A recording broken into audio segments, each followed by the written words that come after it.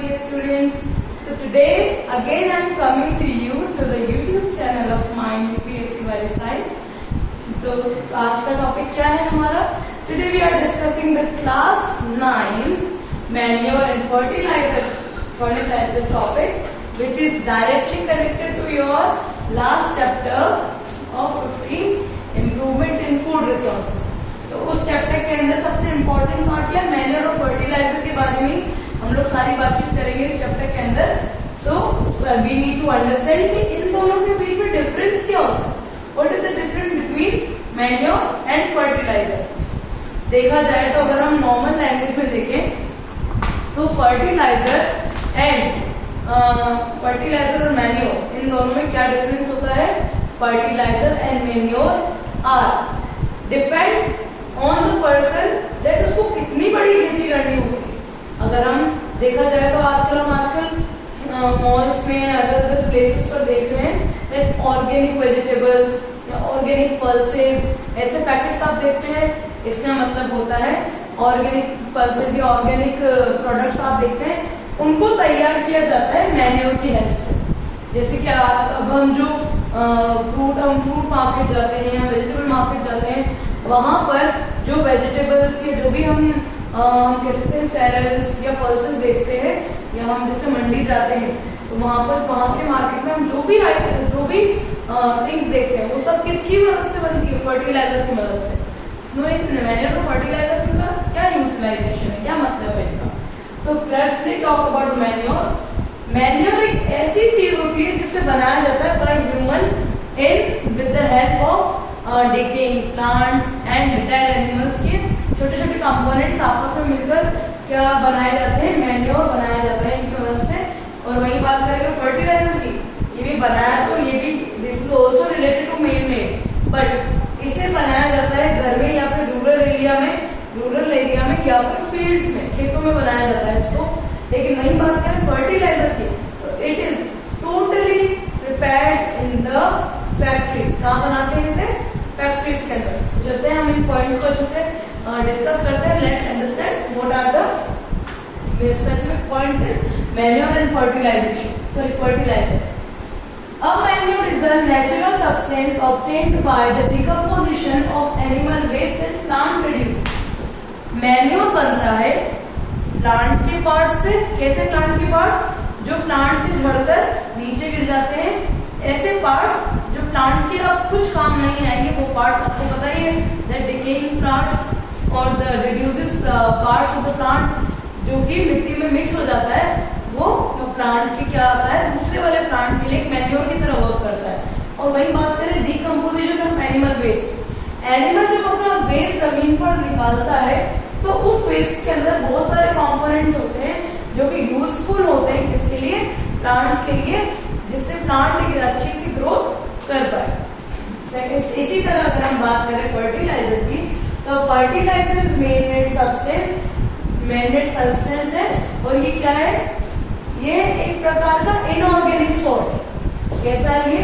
Inorganic salt या फिर एक ऑर्गेनिक कंपाउंड है. तो ये भी एक ऑर्गेनिक कंपाउंड लेकिन इसको किसी कह सकते हैं किसी एनिमल या प्लांट की हेल्प से नहीं बना सकते हैं.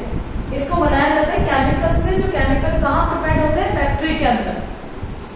सेकंड बात करें तो मैन्योर में it contain components like N2P&K. इसका मतलब क्या है? NPK. This the term already came in class 8 chapter number 1 also.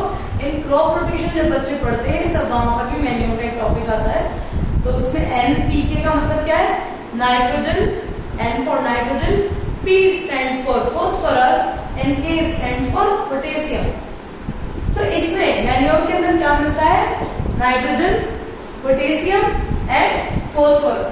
वही बात करें लेकिन वहां पर ये कंपोनेंट जो होते हैं मैन्योर में वो कम मात्रा में होते हैं, एक स्मॉल अमाउंट में होते हैं. लेकिन वही बात करें फर्टिलाइजर के अंदर तो it is rich in plant nutrients such as nitrogen, potassium and phosphorus. यहाँ पर कम मात्रा में है तो वहां पर फर्टिलाइजर ज्यादा अमाउंट में बनाया जाता है. Next see point is it adds great amount of organic matter in the form of humus in the soil. Manure के अंदर क्या होता है, जब हम डिकेइंग प्लांट्स और एनिमल्स का वेस्ट मिक्स करते हैं तो वो क्या करता है, सॉइल के अंदर एक ह्यूमस को पैदा करता है। ह्यूमस का मतलब होता है जब प्लांट को नेचुरली ऑर्गेनिक कंपाउंड्स मिलते हैं तो उसे हम क्या कहेंगे, ह्यूमस। और ये ह्यूमस क्या करता है, प्लांट की ग्रोथ में मदद करता है।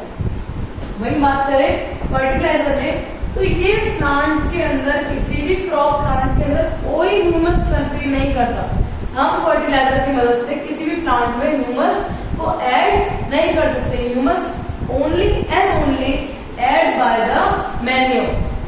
Next point is nutrient present in the manure are absorbed slowly in the crop. वही बात करें अगर हम मैन्योर की, तो मैन्योर क्या करता है, प्लांट के अंदर फायदा तो करता है, लेकिन ये फायदा कैसे करेगा, ये फायदा करेगा स्लोली। जैसे आयुर्वेदिक मेडिसिन होती है, फायदा तो करती है बॉडी के अंदर, लेकिन वो बिल्कुल स्लो वर्क करती है। बिल्कुल उस तरह मैन्योर भी प्लांट के लिए बेनिफिशियल तो है, बट ये एक क्विक, हम कह सकते हैं क्विक रेसिपी नहीं है। इसको प्लांट को दे देते वक्त हमें ये पता होना चाहिए कि we have to put some patience in our self, कि प्लांट के अंदर धीरे धीरे स्लोली वर्क करता है।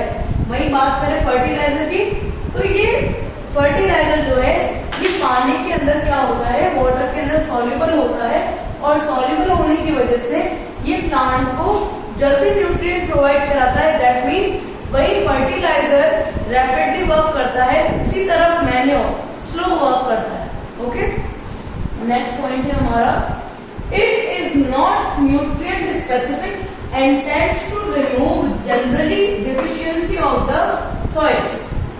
ये प्लांट के लिए किसी टाइप का कोई न्यूट्रिएंट स्पेसिफिक नहीं, यानी हम देखा जाए तो उसको स्पेसिफिकली अगर मैन्योर डाल रहे हैं मेरे प्लांट को न्यूट्रिएंट मिल जाएगा, ये इसका मेन पॉइंट नहीं है।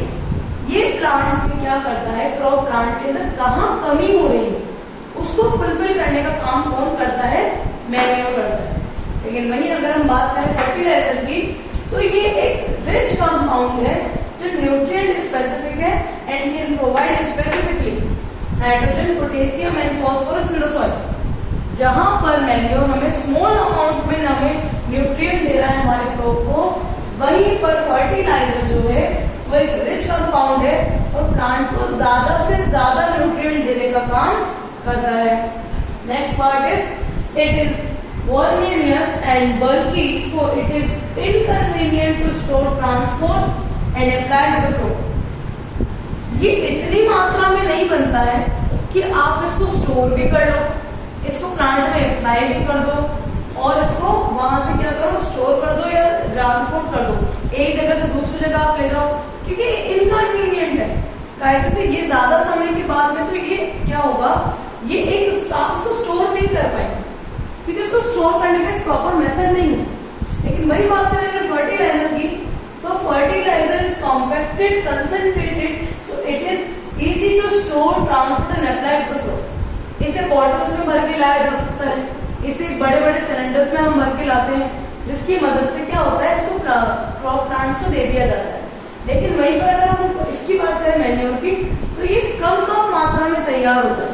तैयार होने में भी क्या लगता है, वक्त लगता है, it takes time, but fertiliser को तैयार करने में ज्यादा टाइम नहीं लगता है। इन दिस वर्ल्ड सबको क्या चाहिए, सबको हर चीज क्विकली चाहिए। कोई भी इतना पेशेंस नहीं है जो मैन्योर को रेडी करने में मदद करेगा, उसमें टाइम लगाएगा और फिर अपने प्लांट को देगा। Everybody wants every rapid action, सबको जल्दी से जल्दी क्या चाहिए, result. That's why people use fertiliser. Next and last point is a manure is a cheap and prepared in rural homes and field easily. Manure बहुत सस्ता होता है और इसे कोई भी तैयार कर सकता है। Just for the example, rural area में, गांव के एरिया में जहां पर इतने ज्यादा पैसे अवेलेबल नहीं होते, तो वो अपने प्लांट्स को क्या करते हैं, देसी खाद देते हैं, जिसे हम क्या कर रहे हैं, मैन्योर।